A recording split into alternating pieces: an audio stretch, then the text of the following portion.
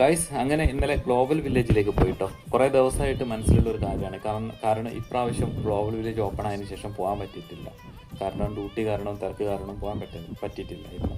അങ്ങനെ ഇന്നലെ നല്ലൊരു ചാൻസ് കിട്ടിയപ്പോൾ നേരെ നമ്മളെ വണ്ടി ഗ്ലോബൽ വില്ലേജ് ലക്ഷ്യമാക്കി കുതിച്ചു. ഷേഖ് സാദ് റോഡ് കൂടെ നമ്മൾ കാണുന്നത് ദുബായ് മ്യൂസിയമാണ്. ഷേഖ് സാദ് റോഡിൻ്റെ രണ്ട് സൈഡുകളും മനോഹരമായ ബിൽഡിംഗ് നമുക്ക് കാണാൻ പറ്റും. ദുബായിൻ്റെ ഏറ്റവും വലിയൊരു പ്രത്യേകതയാണ് ഒന്നിനൊന്ന് മെച്ചമായിരിക്കും ഓരോ ബിൽഡിങ്ങും ഡിസൈൻ ചെയ്തിരിക്കുന്നത്. അത് രാത്രി കാണാൻ തന്നെ നല്ലൊരു ഭംഗിയാണ്. അങ്ങനെ ഞാൻ ഗ്ലോബൽ വില്ലേജ് പാർക്കിങ്ങിലെത്തി. പാർക്കിങ്ങിലൊക്കെ നല്ല തിരക്കുണ്ട്. കാരണം ന്യൂ ഇയറും ക്രിസ്മസും ഒരുമിച്ച് വരുന്നത് കൊണ്ട് എനിക്കും കിട്ടിയൊരു പാർക്കിങ്. അങ്ങനെ ഞാൻ പാർക്ക് ചെയ്തു. നേരെ ടിക്കറ്റ് കൗണ്ടർ ലക്ഷ്യമാക്കിയിട്ട് ഞാൻ നടന്നു. പക്ഷേ അവിടെയും നല്ല തിരക്കായിരുന്നു. അങ്ങനെ ഞാൻ ഒരു VIP കൗണ്ടറിലേക്ക് പോയി. അവിടെ തിരക്ക് കുറവായിരിക്കും. അങ്ങനെ VIP കൗണ്ടർ ലക്ഷ്യമാക്കിയിട്ട് ഞാൻ വീണ്ടും വേറൊരു സ്ഥലത്തേക്ക് പോയി. അങ്ങനെ അവിടെ പോകുന്ന വഴിക്ക് നമ്മുടെ നാട്ടിൽ പാർക്കിലൊക്കെ കാണുന്ന പോലെ റിക്ഷ തൊഴിലാളികളെ കാണാം.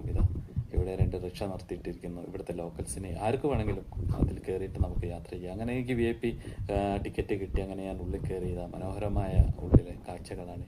പക്ഷേ അവിടെ വീഡിയോ എടുക്കുന്നതിന് ലിമിറ്റേഷൻ ഉണ്ട് എന്ന് എനിക്ക് തോന്നുന്നു. കാരണം പലർക്കും പല പണിയും കിട്ടിയത് കൊണ്ട് തന്നെ വളരെ ചെറിയ വീഡിയോ ആണ് ഞാൻ എടുത്തത്. വളരെ ശ്രദ്ധിച്ചുകൊണ്ട്. കാരണം ആരെങ്കിലും കംപ്ലൈൻറ്റ് ചെയ്താൽ 8ൻ്റെ പണി കിട്ടും എന്നുള്ളത് എനിക്കറിയാം. ഇവിടെ അബുദാബിയിലും പലർക്കും പണി കിട്ടിയിട്ടുണ്ട്.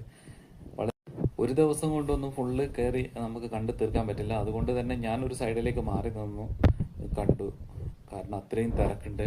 എൻ്റെ ബാക്കിൽ കാണുന്നതാണ് തുർക്കി പവലിയൻ, അതുപോലെ തന്നെ കുവൈത്ത്, ഇന്ത്യ എല്ലാം ഒരുപാടുണ്ട്. നമ്മൾ ഓരോ ദിവസവും പോയിട്ട് ഓരോ സ്ഥലം കണ്ട് തീർക്കേണ്ടി വരും.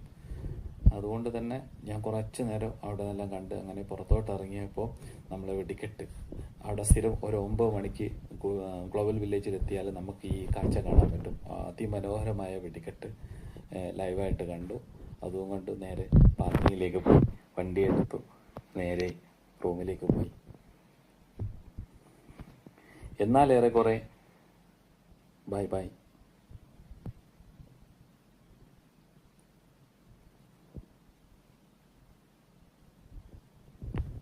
ഈ കാഴ്ച നമുക്ക് സ്ഥിരമായിട്ട് അവിടെ പോകുന്നവർക്ക് കാണാൻ പറ്റും. കൃത്യം ഒരു 9 മണിക്ക് ഈ വെടിക്കെട്ട് ന്യൂ ഇയർ വരെ ഉണ്ടാവുന്നതാണ്.